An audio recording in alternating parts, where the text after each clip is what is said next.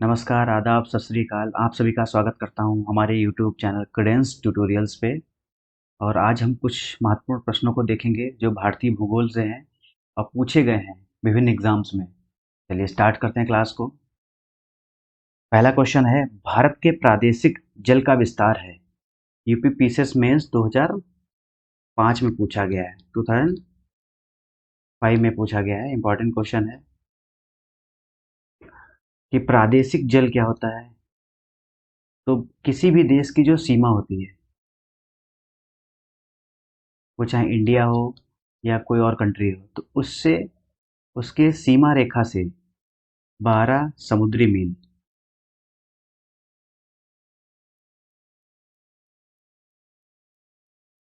12 nautical miles,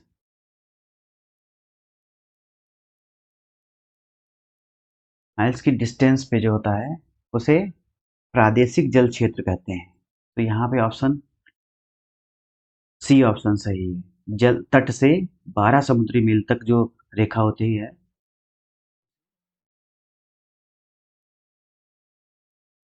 उसे प्रादेशिक जल क्षेत्र कहते हैं। ठीक है, वही 12 से और 12 नॉटिकल माइल्स। ठीक है, तो मतलब जो सीमा रेखा से 24 नॉटिकल माइल्स की जो डिस्टेंस है, 24 नॉटिकल माइल्स की डिस्टेंस जो है उसे संलग्न संलग्न या कंटेजियस कंटेजियस जोन कहते हैं। ठीक है, संलग्न क्षेत्र या कंटेजियस जोन, संलग्न या कंटेजियस कंटेजियस जोन। ठीक, तो कंटेजियस जोन और संलग्न जोन का मतलब क्या होता है। तो ये 0 से 24 नॉटिकल माइल्स तक। तो इस जोन में क्या क्या अधिकार प्राप्त होते हैं किसी देश को। पहला तो राजकोषीय राजकोषीय अधिकार होता है।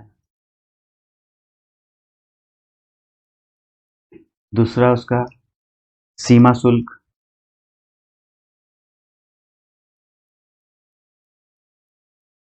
सीमा शुल्क से संबंधित अधिकार होते हैं। ये आप अपने नोट्स में लिख सकते हैं। ये संलग्न जोन सेकंड हो गया। फर्स्ट तो आपका प्रादेशिक जल सीमा होती है।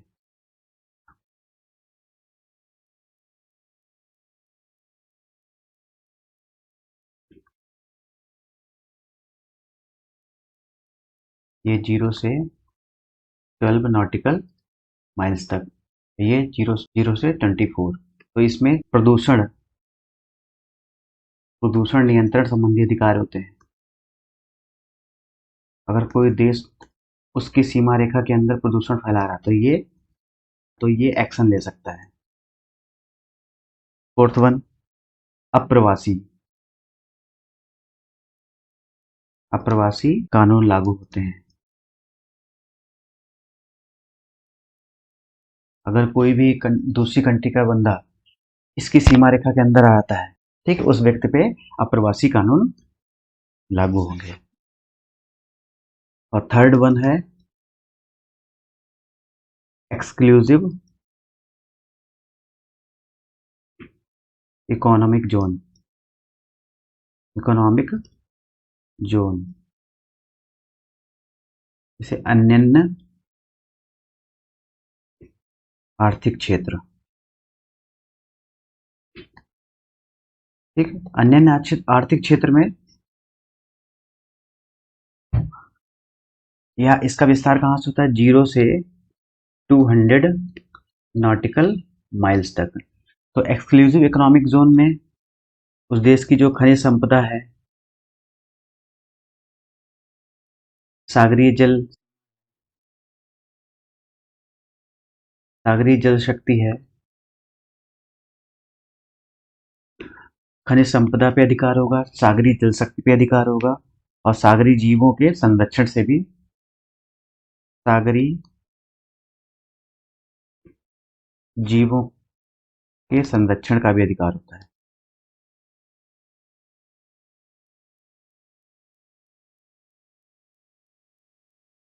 ठीक है, तो स्पेशल इकोनॉमिक जोन में ये 3 पॉइंट आप लिख सकते हैं, पहला, दूसरा और तीसरा।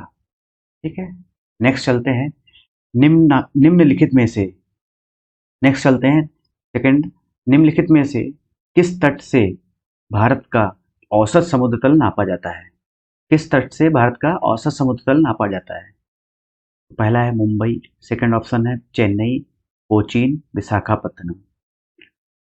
तो भारत में औसत समुद्र तल जो नापा जाता है वो चेन्नई तट से नापा जाता है। भारतीय तट रेखा की कुल लंबाई लगभग कितनी है? जो भारतीय तट रेखा है, तो इसकी कुल लंबाई पूछा है कितनी है? तीन चार ऑप्शन है, चार ऑप्शन है। पहला ऑप्शन है 3500 किलोमीटर्स, 800 किलोमीटर्स, 6000 किलोमीटर्स, 7500 किलोमीटर। तो उसकी लंबाई जो है समुद्री तट की वो है 7500 किलोमीटर, 7500 किलोमीटर। नेक्स्ट क्वेश्चन देखते हैं, भारत के निम्नलिखित राज्यों में से किसकी तटरेखा सबसे लंबी है? चार ऑप्शन है महाराष्ट्र, आंध्र प्रदेश, केरल, गुजरात। तो यहाँ पे सबसे लंबी तटरेखा गुजरात की है। नेक्स्ट देखते हैं, भारत में कितने राज्य तटरेखा से लगे हैं?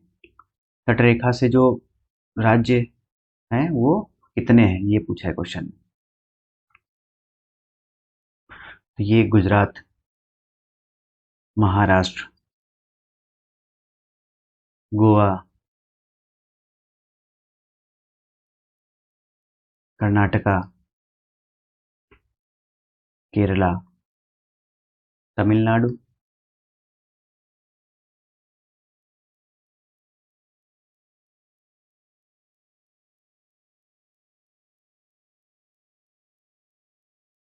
Andhra Pradesh,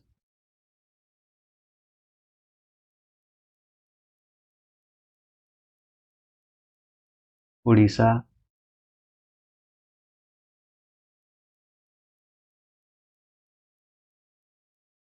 next one West Bengal. तो कितने हो गए टोटल? 9। यहाँ पे सी ऑप्शन सही है। तटरेखा से जो लगे हैं वो कितने राज्य हैं? 9। नेक्स्ट क्वेश्चन, प्राचीन भारतीय ऐतिहासिक भूगोल में रत्नाकर नाम सूचक था। IAS प्री 1994 में पूछा गया क्वेश्चन है। तो ऑप्शन है अरब सागर, बंगाल की खाड़ी, हिंद महासागर, प्रयाग में गंगा यमुना और पौराणिक नदी सरस्वती के संगम का। तो चार ऑप्शन में सही ऑप्शन है हिंद महासागर का। हिंद महासागर को रत्नाकर के नाम से पुकारा जाता है। ठीक है, इंपॉर्टेंट क्वेश्चन है, किसी भी एग्जाम में पूछा जा सकता है। नेक्स्ट क्वेश्चन, सर्वाधिक तटीय अपरदन होता है लहरों से, ज्वार भाटा से, धाराओं से, सुनामी लहरों से। उत्तराखंड PCS प्री 2016 में पूछा गया क्वेश्चन है, इंपॉर्टेंट है। सर्वाधिक तटीय अपरदन लहरों से होता है, तो यहाँ पे ए ऑप्शन सही है। नेक्स्ट क्वेश्चन देखते हैं, भारतवर्ष के पश्चिम तटीय निम्नलिखित शहरों पर विचार कीजिए। यूपी UDLDA प्री 2001 में पूछा गया क्वेश्चन, ये भी इंपॉर्टेंट है। जंजीरा, कुन्नूर, नागरकोइल, सिंधुदुर्ग। तो उत्तर से नॉर्थ से साउथ अरेंज करना है। जंजीरा जो है महाराष्ट्र के रायगढ़ डिस्ट्रिक्ट में है। ठीक है, महाराष्ट्र के रायगढ़ डिस्ट्रिक्ट। कुन्नूर केरल, केरल में स्थित है। नागरकोइल तमिलनाडु राज्य में स्थित है। सिंधुदुर्ग ये महाराष्ट्र में है। महाराष्ट्र में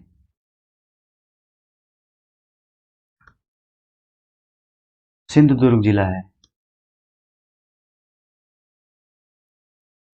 ठीक है, तो इनकी स्थिति को उत्तर से दक्षिण का सही क्रम बताना है हमें।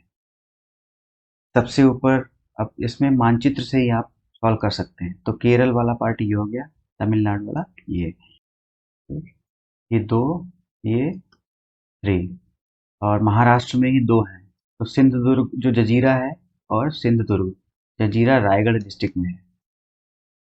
जंजीरा रायगढ़ डिस्ट्रिक्ट में है, और सिंधुदुर्ग सिंधुदुर्ग डिस्ट्रिक्ट में है।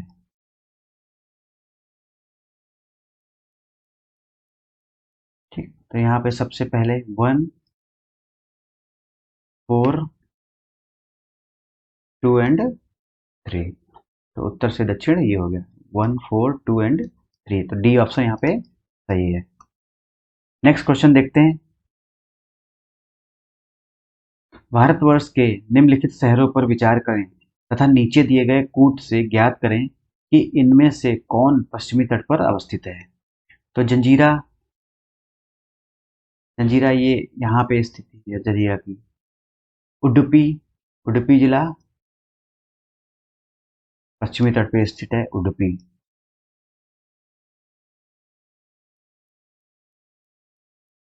ओरोविले जो ओरोविले है वो तमिलनाडु और पुडुचेरी की सीमा पे स्थित है। तो तमिलनाडु में, ये तो पूर्वी घाट में हो गया।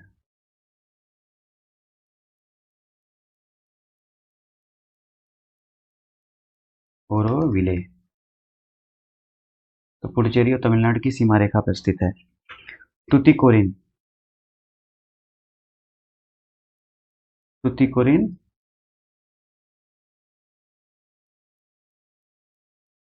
और जंजीरा जो है वो जंजीरा और उडुपी, यहाँ पे जंजीरा और उडुपी जो है पश्चिमी तट पर स्थित है। 1 और 2। नाइन्थ का ए ऑप्शन सही है। सूची 1 तथा सूची 2 के साथ सुमेल कीजिए तथा सूचियों के नीचे दिए गए कूट से सही उत्तर चुनिए। सूची 1 तथा सूची 2 है। ए ऑप्शन दीघा है, 1, 2, 3 और 4। दीघा, गोपालपुर, ये जो है बीच है, प्रमुख बीच है इंडिया में। तो कलंगुट कहाँ पे है, ये गोवा में है। सी का 4th।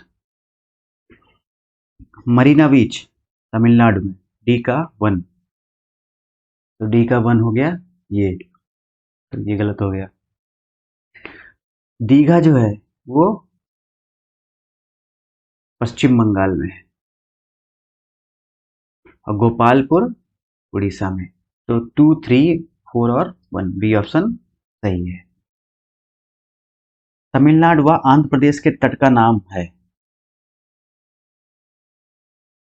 ये तमिलनाडु और आंध्र प्रदेश, आंध्र प्रदेश के तट का नाम क्या था, हमने बताया था आपको लेक्चर में, कोरोमंडल। कोरोमंडल। तमिलनाडु और आंध्र प्रदेश के तट का नाम क्या है, कोरोमंडल। तो यहाँ पे कौन सा ऑप्शन सही है, ए ऑप्शन सही। नेक्स्ट क्वेश्चन देखते हैं। भारत के निम्नलिखित तटों में से कौन कृष्णा डेल्टा एवं कैप कोमोरिन के मध्य स्थित है। कृष्णा डेल्टा, ये वाला पार्ट कृष्णा डेल्टा वाला पार्ट हो गया, और कैप कोमोरिन, कैप कोमोरिन के बीच जो मध्य स्थित है उसे क्या बोलते हैं, कोरोमंडल, उत्तरी सरकार, मालाबार, कोंकण, ये सब आपको बताया गया है। तो कृष्णा डेल्टा और कैप कोमोरिन के बीच जो भाग है उसे कोरोमंडल भाग कहते हैं।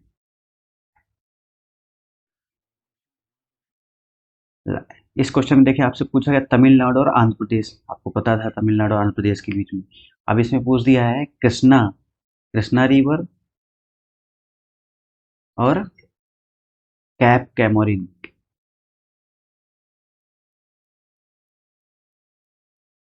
ठीक, कैप कोमोरिन के मध्य कौन सा तट है। ठीक है, उस तट का नाम आपको पता ही था, अगर क्वेश्चन को घुमा फिरा के पूछ दिया है तो यहाँ पे कोरोमंडल सही है। नेक्स्ट क्वेश्चन देखते हैं। अंडमान एवं निकोबार द्वीप समूह का सर्वोच्च शिखर पल्याड़ शिखर या सैडल पीक स्थित है? बृहद निकोबार में, मध्य अंडमान में, लघु अंडमान में, उत्तरी अंडमान में। तो IS प्री 1996 में पूछा गया क्वेश्चन है। तो यहाँ पे सही सैडल पीक जो है उत्तरी अंडमान में स्थित है। सैडल पीक की ऊंचाई कितनी है? 732 मीटर। और ये उत्तरी अंडमान में, नॉर्थ अंडमान में स्थित है।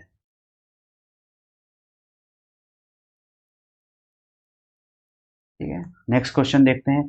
10 डिग्री चैनल पृथक करता है, किस किस को पृथक करता है?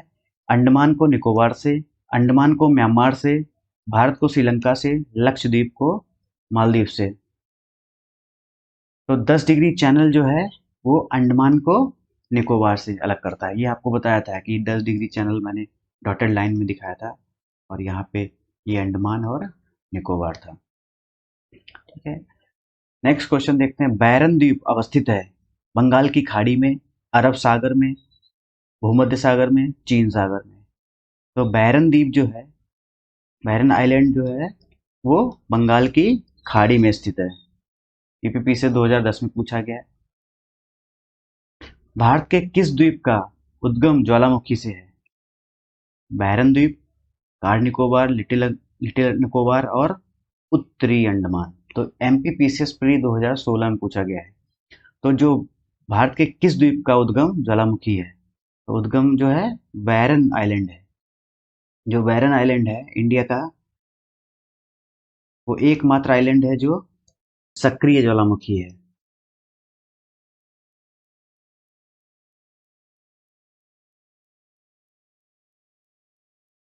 नेक्स्ट क्वेश्चन है। श्रीहरिकोटा द्वीप अवस्थित है चिल्का झील के समीप, महानदी के मुहाने के समीप, पुलिकट झील के समीप, गोदावरी के मुहाने के समीप। तो यहाँ पे सही ऑप्शन है पुलिकट झील। मैंने बताया था पुलिकट लेक से सैटेलाइट लॉन्च किए जाते हैं। यहाँ से सैटेलाइट को लॉन्च किया जाता है। GSLV हुआ, PSLV हुआ।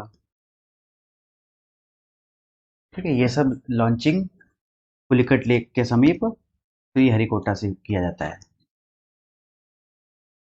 राम सेतु एडम्स ब्रिज, राम सेतु या एडम्स ब्रिज शुरू होता है धनुषकोडी से, मंडपम से, पंबन से, रामेश्वरम से। तो जो राम सेतु है,